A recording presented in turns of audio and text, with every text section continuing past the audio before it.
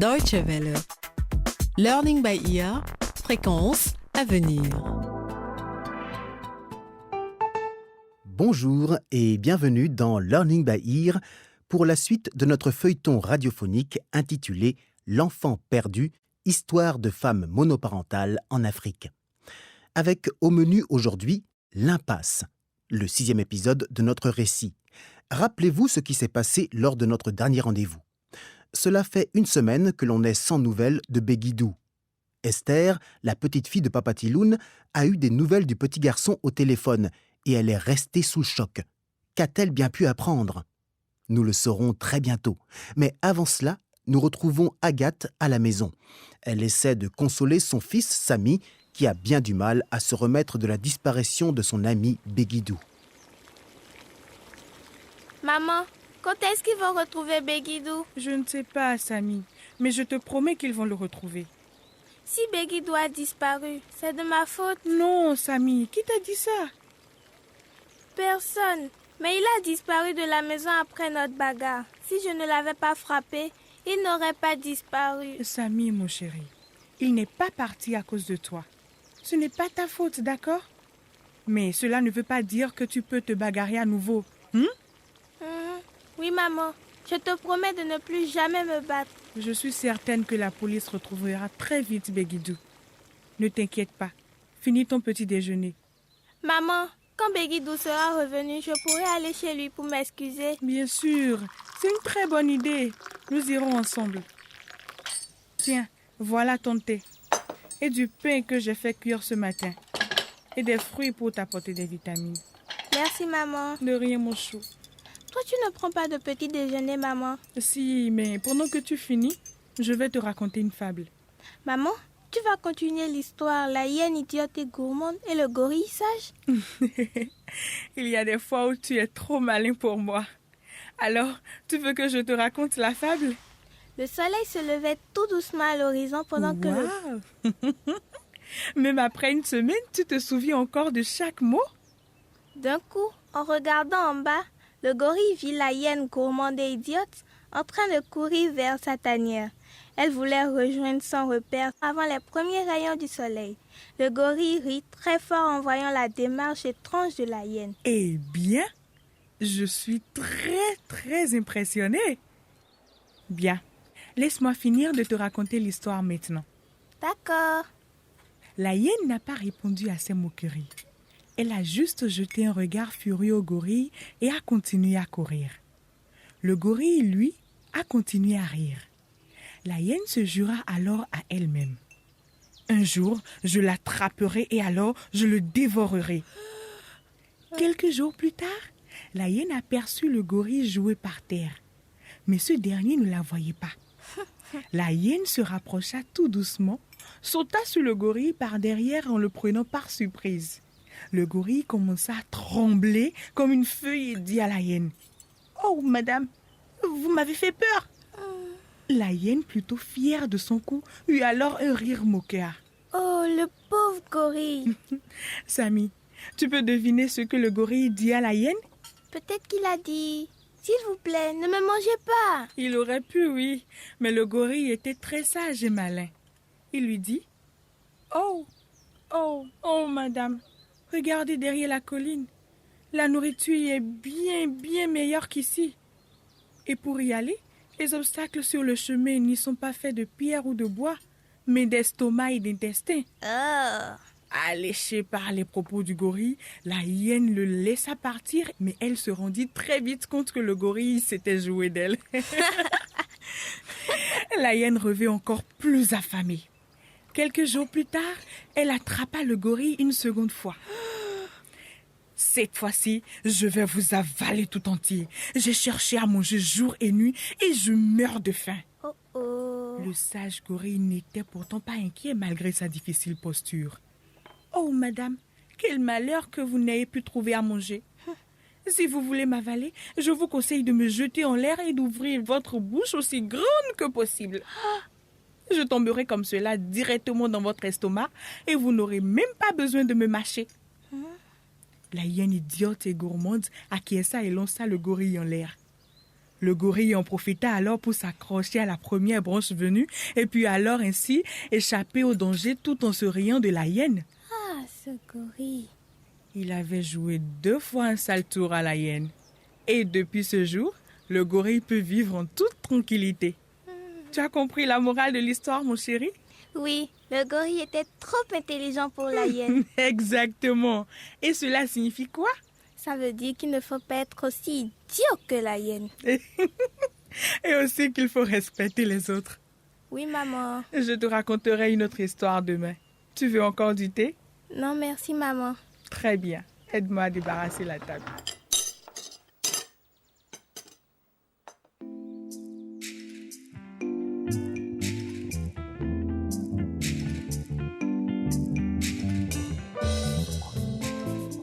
Samy semble très heureux après avoir écouté la fable racontée par sa mère. De nombreux experts affirment qu'écouter des histoires est un merveilleux moyen pour les enfants d'apprendre à s'exprimer. La structure simple des contes permet aux enfants de comprendre les détails importants. Les contes traditionnels apportent des connaissances et suscitent des discussions, comme nous venons de l'entendre avec Agathe et son fils Samy. La tradition orale est un élément primordial de la culture africaine et il est très important de l'entretenir.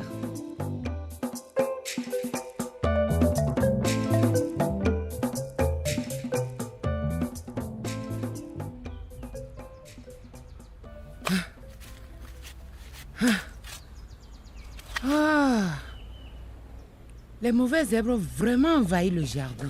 Grand-mère, je sais où se trouve Béguidou. Qu'est-ce que tu as dit? Tu as retrouvé Béguidou? Qu'est-ce qui se passe? Esther dit qu'elle a retrouvé le petit. Grand-mère, Elle a retrouvé qui? Béguidou! grand-mère, j'ai dit que je savais où nous pourrions le retrouver. Je n'ai pas dit que je l'avais retrouvé. Oh, Bella, tu deviens dur d'oreille. Et toi, tu crois que tu rajeunis peut-être? Je suis sûre de savoir où il est. Et comment tu l'as découvert? Je vais vous le dire tout de suite. Mais je dois répondre. C'est ma meilleure amie Semira. Allô, oui. Salut Semira. Oui?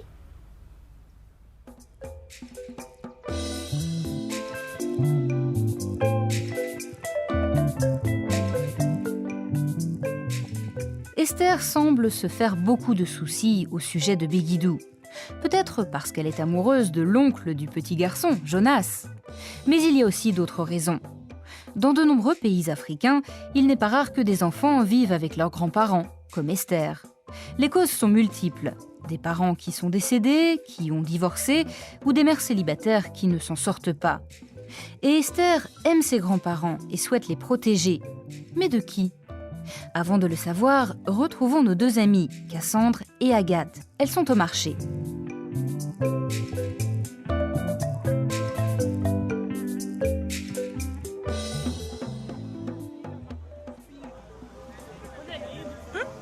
Tiens, regarde le monsieur là-bas. Qui? Oui, celui qui est là-bas, juste en face de toi. Il ressemble très fort à mon grand-père. Ah bon? Au fait, tes grands-parents, ils vont bien? Oh, tu sais, mes grands-parents sont morts depuis longtemps. Et ton père, tu ne m'as jamais parlé de lui? Je ne sais pas qui est mon père, mais je sais qu'il est toujours en vie.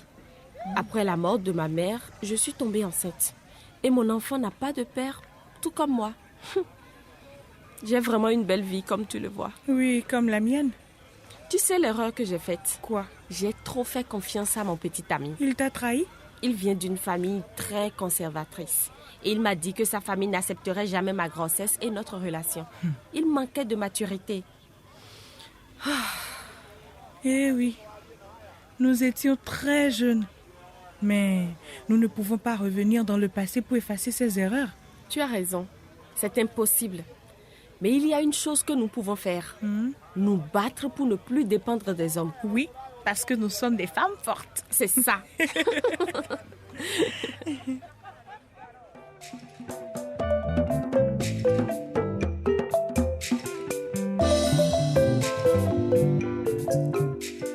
L'émancipation des femmes est un combat de longue haleine. Agathe a également raconté ses jeunes années à Cassandre, et leurs 2 histoires se ressemblent beaucoup, comme celles de nombreuses adolescentes africaines d'ailleurs. Quand Agathe s'est rendue compte qu'elle était enceinte, elle s'est enfuie de chez ses parents pour ne pas affronter leur colère. Et peu après, son petit ami lui a dit qu'il ne voulait plus jamais la voir. À présent, retrouvons Jonas et ses amis en pleine nuit. Ils sont en train de préparer quelque chose de louche.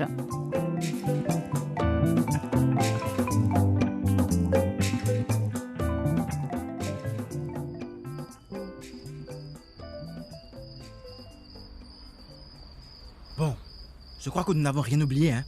Oui, Jonas, tout est là. Et les couteaux, Chala? Je les ai, ne t'inquiète pas. Jonas, tu as la corde? Oui, c'est bon. Et le faux pistolet? Mais Kété, ça suffit. Je te dis que tout est là. Bon, on dirait que nous sommes prêts pour le cambriolage. Ouais, ça y est. Attendez. Et qui a le morceau de viande empoisonnée? De quoi tu parles? Comment?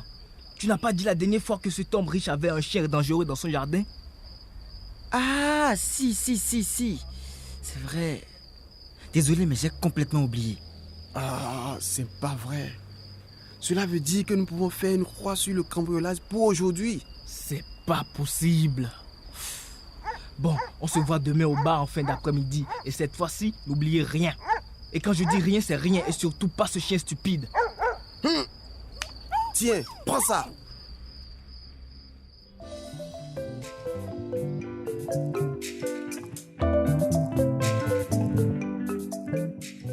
Les trois adolescents prennent des risques dont ils ne semblent pas être conscients. Vont-ils vraiment commettre l'irréparable? Et Begidou va-t-il enfin rentrer à la maison? Pour le savoir, ne manquez pas le prochain rendez-vous de notre feuilleton « L'enfant perdu, histoire de femmes monoparentales en Afrique ». Si vous souhaitez réécouter l'épisode du jour ou les précédents, ou tout simplement en savoir plus sur notre programme Learning by Ear, consultez notre site dw.de/lbe.